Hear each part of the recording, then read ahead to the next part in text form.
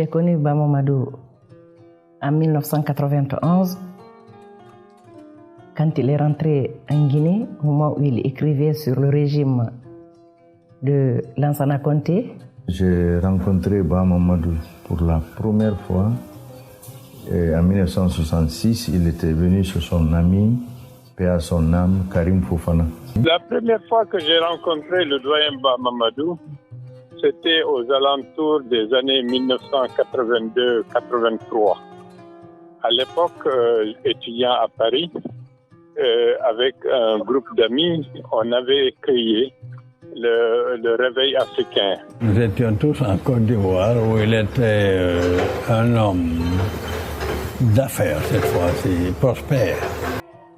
C'est directement le grand frère à ma mère. Et après lui, c'est ma mère. Je suis sa sœur. On a passé toute notre vie presque ensemble. Que ce soit jeune, j'étais tout le temps accrochée à lui. Lorsque j'étais au gouvernement, je le rencontrais souvent pour échanger sur la situation économique. Et lorsque je suis devenu Premier ministre en 2004, il venait souvent au bureau m'apporter ses réflexions dans l'élaboration du programme de stabilisation que j'ai voulu mettre en place. Il avait apporté là une bonne contribution. Au sein de la famille, Ba Mamadou était jovial. C'était le plus jovial des maris. Quand on sortait, il regardait tous les jeunes qui étaient autour de lui et voir celui qui n'a pas mangé, il l'appelle. Il y a eu des problèmes politiques en Guinée qui ont fait que mon père a été arrêté, exécuté, et ma mère a quitté la Guinée, s'est retrouvée en Côte d'Ivoire, où elle a rejoint Ba Mamadou. Donc moi qui étais au Sénégal pendant cette période, j'ai rejoint aussi ma mère en Côte d'Ivoire, et c'est à partir de ce moment que j'ai réellement connu Ba Mamadou, qui représentait à un moment la figure paternelle. Et c'est lui qui a tout fait, qui a inscrit les enfants à l'école, payé leur scolarité et tout ça. Et puis, il était vraiment un chef de famille. Et ce qui est beaucoup plus prépondérant chez Ba Mamadou, c'est qu'il ne fait pas de complaisance à la médiocrité. C'est une très forte personnalité et surtout une très forte conviction. Il est relativement aussi impulsif, très chaleureux, et il aimait, disons, attaquer les problèmes de front sans détour. Et Ba Mamadou est trop franc. Ba Mamadou, c'est pour cela qu'il n'est pas politicien. Je vous rappelle, par exemple, quelqu'un, on était en tournée, je crois au Fouta, quelqu'un qui lui a dit, mais si tu es président, qu'est-ce que tu vas faire pour moi? Il dit, mais rien. Mais si tu as des enfants au chômage là-bas, je leur donnerai du travail. Ça, ils auront du travail, mais toi, qu'est-ce que je ne ferai rien pour toi. Donc, vous voyez, cette franchise-là, c'est clair, c'est l'homme, c'est Ba Mamadou, c'est comme ça. Il y a rigoureux, qui a des principes, et qui s'accroche aux principes, et qui vraiment est ferme dans ses convictions et dans sa manière d'agir. Ba Mamadou savait se battre. Et il est de nature extrêmement chaude et, à mon sens, extrêmement sincère. Et donc, ça ajoutait encore à sa fougue. C'est un homme véridique, un homme courageux. Qui que tu sois, il n'a pas peur, il ne te cache pas la vérité. C'était un grand combattant de la liberté. Et il a fait ses preuves partout où il a passé.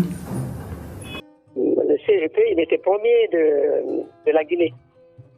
Il l'a envoyé à Saint-Louis, du Sénégal. Et c'est là qu'il a fait son lycée, jusqu'au bac. Il est parti en France, continuer ses études. Il a fait des mathématiques, une licence, et puis après la licence, une maîtrise de mathématiques. Et puis, on l'a choisi pour rentrer à la Caisse centrale. C'est là où il a démissionné pour rejoindre la Guinée. Quand il est venu en Guinée, il travaillait. C'est lui qui a créé le Crédit National. Il a restructuré la banque centrale ici et puis les banques primaires. Ça, il a fait ce travail avec d'autres Guinéens avant de postuler à la Banque mondiale. C'est Sékou Touré qui l'a envoyé à la Banque mondiale. Et en 64, donc il est resté. C'est le premier d'ailleurs, je crois, africain qui a été à la Banque mondiale. À la Banque mondiale, éminent cadre, respecté de beaucoup du monde, ce qui a valu le nom de Bamma de Banque mondiale. C'est lui qui a négocié, il faut le dire, c'est lui qui a négocié le contrat de Sogifab à Kamsar Bouquet avec Karim Fofana. C'est les deux qui ont pu obtenir le financement de la Banque mondiale et les autres pour installer l'usine Kamsar. Il était au compte de la Guinée et comme il a été condamné à mort par contumace, donc il est resté aux États-Unis, il a travaillé dans une société américaine avec les Américains noirs. Comme il n'avait plus de pays, donc il est venu en Côte d'Ivoire. Il a envoyé une société américaine qu'on appelle Thomas Wood, TAW. En 1977, il a réuni des fonds. Il est arrivé à réunir des fonds pour créer l'une des sociétés de construction, je crois, l'une des meilleures de la Côte d'Ivoire, qu'on appelle la CIDECI. Pour ceux qui connaissent Abidjan, un quartier tout en tout qu'on appelle les deux plateaux, la Riviera, Yopougon. Vous entendez Yopougon CIDECI. À la Riviera, il avait une cité, mais c'est une cité de luxe. Donc il savait cibler, il savait atteindre sa cible en fonction de la poche de ces cibles-là. Et ça, il avait réussi. Comme beaucoup de Guinéens, on était en exil, n'est-ce pas? Lorsqu'il y a un problème qui se posait, il connaissait la situation des étudiants guinéens. Bon, il s'est battu pour qu'on améliore nos situations des études. Et puis chaque fois qu'il fallait aider les gens de façon ponctuelle et complètement effacée, il le faisait. Son train de vie répondait au train des activités qu'il menait. Parce que c'était quand même pas, il demandait rien à personne. Et il utilisait ses relations, sa tête, et pour arriver à ce qu'il voulait. Et ça, il l'a fait. Il est arrivé à ce qu'il voulait en Côte d'Ivoire. Donc, il vivait bien. Bammadou voyageait assez souvent, mais le bonheur, c'était quand il revenait. Parce qu'à chaque fois qu'il revenait, il avait des tas de cadeaux qui venaient avec lui. S'il avait quelque chose, il donne. S'il avait quelque chose, il ne veut pas pour on le flatte. Ça, il ne donne pas ça beaucoup, comme Guillaume, comme chose flatté, ainsi de suite, dire que Bammadou est bon, Bammadou est comme ça, comme ça. Non, ça, il n'aime pas beaucoup. Mais quand il sait qu'il est nécessité, il te donne suffisamment. Un jour, il a appelé un de ses amis. Il lui a tendu des clés d'un appartement en France. Cadeau. C'est pas tout le monde qui avait le pouvoir de le faire. C'est pas tout le monde non plus qui avait la volonté d'offrir un appartement à un de ses amis en France. Mais ça, il était généreux, surtout avec les idées. Si tu le vois, ne demande pas de l'argent, pose le problème et comment s'en sortir. Il te donnera les idées et si tu les exploites, tu en sors. Donc, il est venu avec les camions à Togo. Il a logé chez moi. Alors, moi, je lui ai dit, bon, cette fois-ci, c'est 2 camions que tu vas me donner. Il a ri. Il dit, toi, tu n'auras rien. Parce que toi, tu as. On m'a dit de donner à ceux qui n'ont pas travail payé. Quand Sékou Touré est mort, il a décidé de rentrer directement. On lui avait proposé beaucoup de postes. Lui a dit non, je suis resté trop longtemps dans mon pays, maintenant je rentre. Il a tenté de créer une entreprise, parce que lui c'est un banquier. Créer une entreprise, ensuite ça n'a pas marché, ensuite il voulait une banque, il a discuté, il a été au Maroc et tout ça, discuté, il connaissait tout le monde, puisque quand il était à la Banque mondiale, il connaissait tous les chefs d'État africains. À son anniversaire, le 1er avril 1990, il nous a écrit à tous. Il dit, bon, à partir de maintenant, je me mêle de la politique. Il a été jeté comme un cheveu dans la soupe à la politique. Après les purges de 69, l'arrestation de ses amis, donc Karim Fofana, et puis une bonne partie de sa famille, il a cru se jeter à la politique. Mamadou est venu me voir, il m'a expliqué.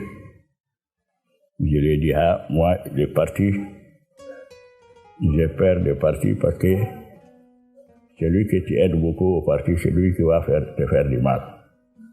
Il a beaucoup dit ça. Il dit, ah bon? J'ai dit, oui. Et puis la politique, moi, j'ai remarqué, c'est des mensonges. Ah, là, il ne veut pas ça. Il ne veut pas entendre ça. Dire que la politique, c'est mensonge, ça, il ne veut pas entendre ça. Il animait une revue ici, qu'il avait surnommée La Nouvelle République, qui tous les jours publiait quelque chose sur le comportement des autorités de l'époque. Et quand Mamadou a écrit, et il s'arrachait les écrits de Mamadou. Il a éveillé les consciences en Guinée avec ses écrits que les gens lisaient sous les boubous. Il a appris aux gens à s'exprimer. Il a appris aux gens à accepter, n'est-ce pas, de contrarier le pouvoir, n'est-ce pas, et de s'exprimer, de jouir de ses fonctions, de sa citoyenneté. Il est considéré comme l'un des pères de la démocratie dans ce pays. Il s'est battu longuement. D'abord, il a suscité le courage, la prise de conscience des citoyens guinéens pour la défense de leurs droits.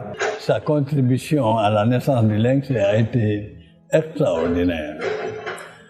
Ce journal était loin d'un satirique. C'était un journal d'information générale. Nous nous sommes fondés sur l'impact des écrits de Mamadou pour passer de l'information générale à la satire. Et ça, c'est grâce à Mamadou. Il nous a soutenus en alimentant le journal. On s'est inspiré de lui aussi pour avoir le récépissé du Lynx, parce qu'il a pu obtenir le récépissé de son journal au moment où personne n'y pensait. Nous l'avons imité, nous avons eu le récépissé du Lynx avant les lois sur la liberté de la presse. Et donc c'est lui qu'on a imité. Il nous a beaucoup influencé, Mamadou. À l'avènement de la démocratie, il a fondé l'UNR. L'UNR, un parti politique, il a travaillé avec des anciens. Et le fait de s'exprimer et d'avoir des propos tranchants, et ça lui a permis de réunir un certain nombre de gens, de militants, ce qui a fait de lui vraiment le chef de file, franchement, de l'opposition en matière d'idéologie et d'idéal. Nous avons rallié le doyen Ba Mamadou en octobre 2002 à l'UFDG pour récupérer et engranger le capital de sympathie populaire qu'il drainait avec lui, et ça a permis à l'UFDG de prendre une allure beaucoup plus populaire qu'auparavant. Ce sont eux qui ont initié les manifestations ici. Ce sont eux qui ont initié les villes mortes. Mais ce sont eux qui ont initié les marches aussi.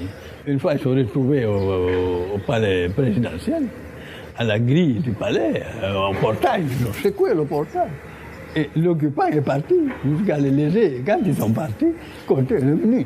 C'est lui qui a lancé, dit aux Guinéens de dire non, oui, au pouvoir. Les gens pensaient qu'on ne pouvait jamais dire non à un chef, ou à un commandant, à un préfet, un sous-préfet. Donc ça, c'est lui, ça, c'est resté. En 1991, déjà, le forum allait se réunir à son domicile, avant même l'agrément des partis politiques. Il avait déjà, ça, c'était déjà faire preuve de courage. Il réunissait des gens qui discutaient des problèmes contre le système en place, alors qu'on était encore dans un régime militaire. Mais on peut pas parler, c'est-à-dire on ne peut pas dissocier Ba Mamadou du courage. Ba Mamadou, c'est le courage. D'aucuns disent que ce n'était pas un courage, c'est une témérité, mais Ba Mamadou était un fonceur. Voilà, il fonçait et puis voilà. Il était convaincu que la situation qu'il a trouvée en Guinée était mauvaise et il était convaincu qu'il était capable de faire autrement. pour sortir le pays de l'ornière. Et tout son combat s'est mêlé sur ça. C'est une conviction qu'il avait. Donc c'est un homme politique convaincu. Lui, son intention, c'était quoi? C'était de réveiller les Guinéens, leur mettre dans le combat et qu'on n'arrive plus à leur dire que fais ça, qu'on arrive un jour à dire que non, ça c'est pour moi, ça c'est mon devoir et ça, il faut que je le fasse. Il faut la loi devant nous tous. La démocratisation, ça a été son cheval de combat. Parce que n'oubliez pas que la loi fondamentale qui a été votée en 90 disait que c'est 2 partis politiques qu'il fallait dans le pays. 2 partis politiques. Bamamadou s'est farouchement élevé contre ça. Sa nouvelle république, si vous pouvez retrouver encore des tirages de ça, vous trouverez dans certains où il a émis des protestations véhémentes. Il a organisé à son domicile, qui était le siège de son parti aussi, qu'il a créé, la réunion du forum pour lutter contre ça. Le CTRN qui a été mis en place a voté une loi pour améliorer ce qui était dit dans la loi fondamentale pour le multipartisme intégral. Ça, c'est son œuvre à Bamamadou. Si aujourd'hui, vous voyez, chacun se lève, il crée son parti, il a fallu qu'un homme se lève à un moment donné pour imposer ça. Vers les années 92-93, il avait organisé une tournée et son retour à Conakry a été triomphal. Il avait rempli le stade du 28 septembre et tous les alentours jusqu'à immobiliser Conakry. Il était aux anges ce jour-là et quelques mois après ou quelques années après, il nous dit « Ah, ce jour-là, je croyais que j'avais déjà eu le pouvoir. Mais c'est ce jour-là que j'ai perdu. Ce jour-là, le soir, un diplomate occidental est venu le voir chez lui après cette manifestation grandiose en disant « Vous avez perdu aujourd'hui le pouvoir que vous aurez pu acquérir. Parce qu'en mobilisant toute cette foule, vous avez permis au pouvoir de savoir que vous êtes dangereux et ils vont tout faire pour vous éliminer et vous neutraliser. » Ce qui m'a montré quand même que Bamamadou, devant ses idées et devant son engagement, il peut mettre sa vie en cause pourvu qu'il s'exprime et qu'il dise. C'est la rencontre, par exemple, avec le président Conté sur le pont à Guékédou. C'était normalement que Bamamadou qui devait être à Guékédou ce jour-là. Il a dit qu'il ne s'arrête pas, que si le cortège gouvernemental, ils veulent, ils n'ont qu'à quitter la route que lui, il continue. Nous, on lui a demandé que pourquoi. Il dit que non, il dit la campagne a été programmée. C'est ma journée de campagne aujourd'hui à Guéguédou que le général ne peut pas venir faire sa campagne ici. Aujourd'hui, on n'a pas de chef d'État en Guinée. On est tous des candidats. Alors, Bamamadou n'a pas voulu reculer. Quand il n'a pas voulu reculer, ils ont été là arrêtés. Les militaires qui accompagnaient Lansana Conté sont descendus, ils ont voulu tirer. Lansana a dit non, arrêtez. C'est un fou, ça ne faut pas l'écouter. Il dit garez, laissez-le partir. Conté a reculé, nous on a passé. Je l'ai dit, je dis mais ça c'est de la témérité. Il dit mais tu appelles ça comme tu veux, mais moi je suis ce que je suis. Si Bamamadou n'était pas mort avant les élections, ce qui s'est passé au deuxième tour ne se serait pas passé. Bamamadou aurait dénoncé plus véhémentement ce qui se passe actuellement, du point de vue ethnique, du point de vue ethnostratégie, parce qu'il n'avait pas l'ethnostratégie, il avait la République en tête. Donc je pense que nous perdons un peu certains piliers qu'il a construits dans le soubassement politique guinéen.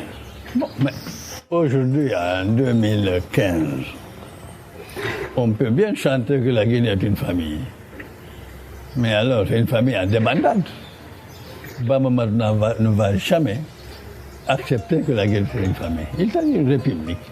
Et il tenait ce terme-là à cœur. Le terme lui tenait à cœur. Il a créé un journal qui s'appelle la Nouvelle République. Il a créé un parti qui s'appelle la Nouvelle République. Donc c'est parfaitement logique qu'il rejette toute notion de cela. Elle a Selou en juin 2007, si ma mémoire est bonne, a exprimé le souhait d'être à la tête d'une formation politique et pour être candidat aux prochaines élections présidentielles. Le doyen Bamamadou, moi-même et à l'époque tous les autres de l'IFDG, nous avons estimé qu'il était important de rallier cette nouvelle force qui émergeait pour encore donner une place plus large à l'IFDG sur l'espace politique guinéen. Il m'a dit que si j'étais déterminé à faire la politique, qui comporte beaucoup de risques, qu'il pourrait me céder sa place pour que je puisse continuer l'œuvre qu'il a commencée il y a quelques décennies. On a échangé, j'ai dit oui, je suis déterminé à me lancer en politique. Et puis il dit vraiment, si c'est le cas, je sais que tu as les capacités, tu as les compétences, non seulement pour diriger un parti, mais pour gérer un État. Dans ces conditions, je peux m'effacer pour toi et te donner la direction du parti. Ousmane Ba a dit qu'il est plus vendable qu'il a dit qu'il est plus vendable que lui. Mais vous savez, là encore, il faut que les gens comprennent une chose. Et je le dirai en face d'Ousmane Ba sans problème. Je le connais. Il n'a jamais géré une entreprise. Il n'a jamais été ministre. Il n'a jamais, au fond, employé des gens à créer quelque chose. Il n'a pas été consultant. Il n'a été nulle part. Il va commencer immédiatement par être président.